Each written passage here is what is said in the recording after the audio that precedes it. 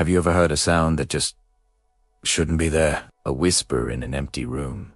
A footstep on the stairs when you're home alone. Most of us brush it off. It's the house settling. The wind. Our minds playing tricks on us. That's what I thought, too.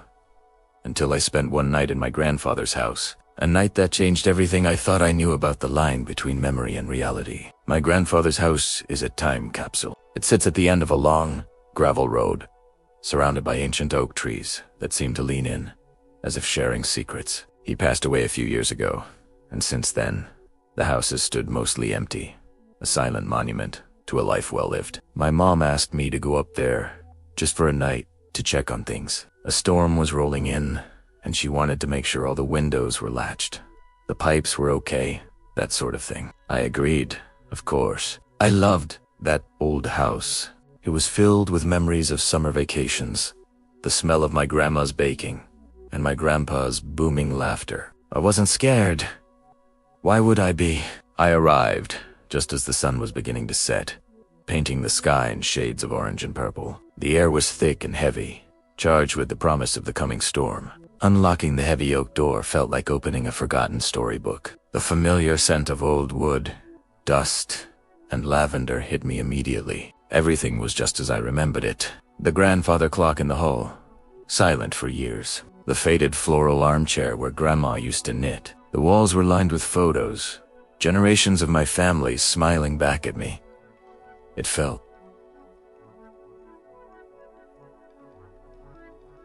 peaceful as I walked through the rooms, latching windows and checking faucets. A wave of nostalgia washed over me. This was the room where my mom and her siblings grew up. I ran my hand over the marks on the doorframe, little pencil lines charting their growth spurts over the years. I found myself smiling, lost in the stories the house held. The first drops of rain began to patter against the roof, a gentle, rhythmic drumming that made the house feel even cozier. I made myself a cup of tea, curled up in that old armchair, and listened to the storm grow outside. The wind began to howl, rattling the window panes, and the rain turned into a downpour. It was dramatic, sure, but I felt safe, cocooned in the heart of my family's history.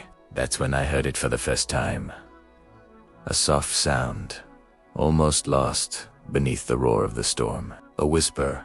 I sat up, straining my ears. It was probably just the wind, Primera told myself, a draft whistling through a crack in the wall.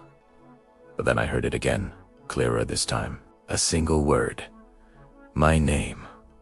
My blood ran cold. I stood up, my heart pounding against my ribs. "Hello?" I called out, my voice trembling slightly. Silence. Only the storm answered. I was being ridiculous. I was alone in a big, old house during a storm. My imagination was just getting the better of me. I took a deep breath, trying to calm my racing thoughts, and sat back down. I tried to focus on my tea, on the comforting warmth of the mug in my hands, but I couldn't shake the feeling of not being alone. The whispers started again, more frequently now. They weren't just random sounds. They were weaving in and out of the wind's howl, like threads of a conversation I couldn't quite grasp. I moved from the living room to the hallway, trying to pinpoint the source. It seemed to be coming from everywhere, from the walls themselves. I pressed my ear against the cool, floral wallpaper in the hallway, and then I heard it. Unmistakably. A voice. My mother's voice. But it wasn't her voice as I know it now. It was younger, softer. It was the voice from the old home videos my grandpa used to take. She was humming, a lullaby she used to sing to me when I was a child. The melody was faint, but it was there, echoing within the walls. It was beautiful, and it was utterly terrifying. How was this possible? I backed away from the wall, my mind reeling. Was I dreaming?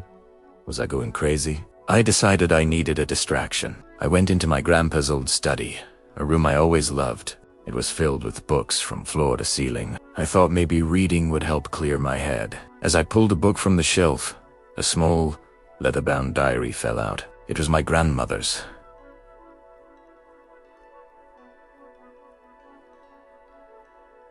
I had never seen it before. My hands shook as I opened it. Her elegant cursive filled the pages, documenting her daily life in this house. I started reading, and soon I was completely absorbed. She wrote about the garden, the town, my grandfather, and she wrote about my mother. She described my mom as a little girl, always talking to her dolls, to the birds in the garden, and, apparently, to the house. My grandmother wrote, "Anna says the house whispers," back to her. She tells it all her secrets, and she says the walls keep them safe. I read the line again. The walls keep them safe. A shiver went down my spine. My mother talked to the house. The whispers I was hearing, were they echoes of her childhood? Memories absorbed by the very structure of the building. Suddenly, the whispers made a different kind of sense. I started listening again, not with fear, but with curiosity. I walked through the house, room by room, and it was like tuning a radio to a station from the past. In the kitchen, I heard my mom's voice, barely a teenager, laughing as she talked to my grandma about a boy from school. In the bedroom that was once hers, I heard her crying softly after a scraped knee, followed by the comforting murmur of my grandmother's voice. These weren't ghosts. They were memories.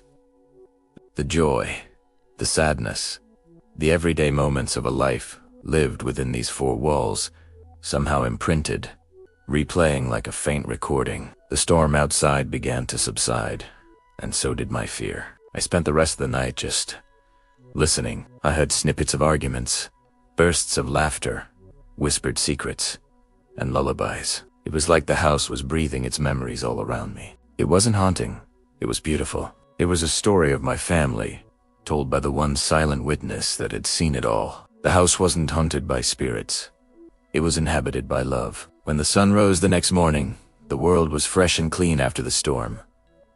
The whispering had stopped. The house was quiet again, holding its breath. As I packed up to leave, I looked at the family photos on the wall with new eyes. I felt a deeper connection to them, to TIS place than ever before. I locked the old oak door behind me, but this time, it didn't feel like closing a storybook. It felt like I had just become a part of the story myself.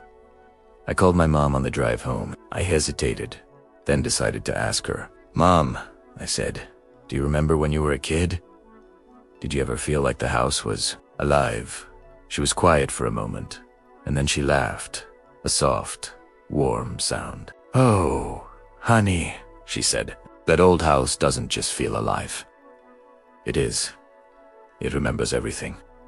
She was right. Some places just hold on to things. And sometimes, if you're quiet enough, and you listen at just the right time, they might just whisper their secrets to you. Thank you so much for watching and for letting me share this incredible experience with you. Have you ever had a moment that you just couldn't explain? Let me know in the comments below. I'd love to hear your stories. And if you enjoyed this one, please consider hitting that like button and subscribing for more. It really helps the channel out. Until next time, stay curious.